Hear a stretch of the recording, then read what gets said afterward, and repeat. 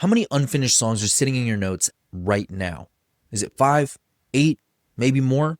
I'm going to show you exactly what's stopping them from getting finished and what I've seen work for countless artists that I've coached to actually get them released so that you can finally build that raving fan base. My name's Tony. I'm a recording, mixing, and mastering engineer. I've worked with over 250 plus independent artists across 12 different genres as an engineer, with placements across Atlantic, Warner, Universal Music, and much, much more. If you want to consistently finish and release music without waiting weeks, waiting for someone else to get it done, stick around because that's all I talk about on this channel. Okay, so here's the thing. Most of the time, when someone's got a notes app full of music that's never dropped, it's highly unlikely that the music is objectively bad. Like usually it's the opposite. The music actually slaps 90% of the time. You see, what happens to most artists is that you guys go and book a studio, you're feeling it in the moment, then you go and get the files, you listen to it back home later, and something just doesn't feel right. So you tell yourself, okay, well, I'll just go get it mixed properly, or I'll just book again when my next paycheck hits. Then a couple weeks go by, and that next session comes, and the new version feels close, but it still doesn't fully click. So that song goes back in your notes app, and then you get a new song idea, and you want to go and record that. But the thing is that the last song didn't get fully done. Then next thing you know, you have 5, 10, 15 of those almost done songs sitting there, and you never actually put them out because they don't feel finished. Meanwhile, you're watching other artists in your same kind of lane, same talent level, and they're dropping consistently. And they're starting to build a huge Spotify catalog and grow their fan base. And every month that passes by, that gap starts to feel wider. The belief most artists have when they're in this spot is, well, I need to book more studio time. I need to find the right engineer, get the right mix, get into the right studio. If I can just get that one perfect session, it'll all come together. And I get why you feel that's true. Really, I do. Because you've heard what professional records sound like. You see the big artists in big studios recording. So it makes sense why you feel like that's the gap. So you keep spending the $200, $300 per session, waiting on bookings, waiting on mixes, waiting on revisions. But here's what it actually looks like from the outside looking in. See, you're not building a music career when you're doing this. You're renting access to one. Every session is a one-time rental. The session ends and the process resets. Your next song, you're starting from scratch, nothing stacks on top of itself, and the vault just keeps growing bigger. But what I've seen across every artist who actually breaks out of that loop is that they own their process. Whether it's a home studio or they rent a facility and put their gear in it, but they own the access to the tools that gets their music done. And they have a repeatable system that they run every single time, so each session builds on top of the last one. See, that's the real difference. So let me show you what this actually looks like. When I first started engineering, honestly, every session felt all over the place. Like you'd set up the mic, you get the artist in, and it just kind of felt like you'd figure it out as you went, just vibes and hoping that it would come together. Over time, after I refined my craft, I was able to work my way up to working in sessions with Grammy-nominated producers at Atlantic Records. And the first thing that I noticed wasn't the gear in the room, it was how fast they moved. Like within 5 minutes into a session, the vocal chain was locked, same gain structure going in, because once they built it and they've tested it across hundreds of sessions, they just know that it works. So when an artist comes in,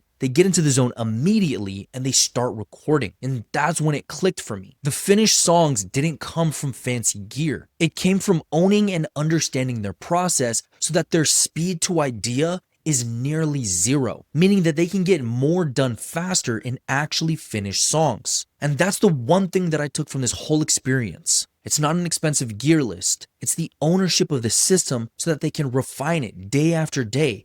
And that refinement is what gets songs done. And once I understood that workflow, I stopped recommending artists to do these long recording sessions, and I just wanted to help artists install that.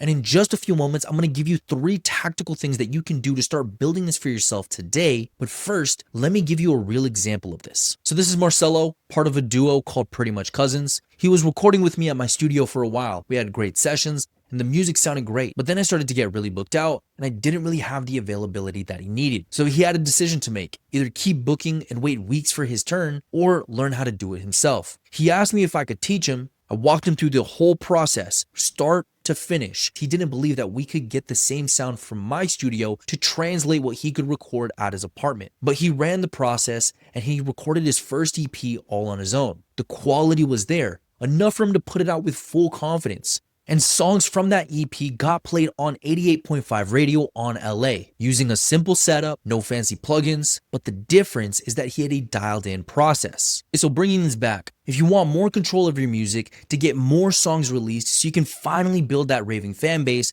there are 3 things that you need to get locked in. First is a template. You need a locked in starting point, so the first thing you do when you sit down is record. You're not troubleshooting or just adding more plugins to your chain. If you need help building one, hit the link in my bio. We can set up a call to see what's needed for your specific sound. I help artists build this kind of stuff for themselves every single day. Now, second is gain staging. Your input needs to sit somewhere between 50 to 80% on your meter every single session. I call it the 50-80 rule. This way, it feeds into your template correctly every single time. Every plugin doesn't need to be tweaked because you're always hitting it the same way. This one thing alone removes one of the biggest variables you can have in recording. And third, you need to know your finish lines. That means knowing what done looks like before you start so that you have a clear target. That way, when you record, mix, master, and export, each one of the phases has defined finish lines within the sequence. That helps you stop second guessing yourself and falling into revision hell. Understanding the finish line for those 4 things turns endless tweaking into an actual catalog that builds with each song. And if you want to know more about what those finish lines are, leave a comment below and I can make a whole separate video on just that. Now, before I go, I want you to think about where you were with your music 2 years ago, the songs you had, where your sound was,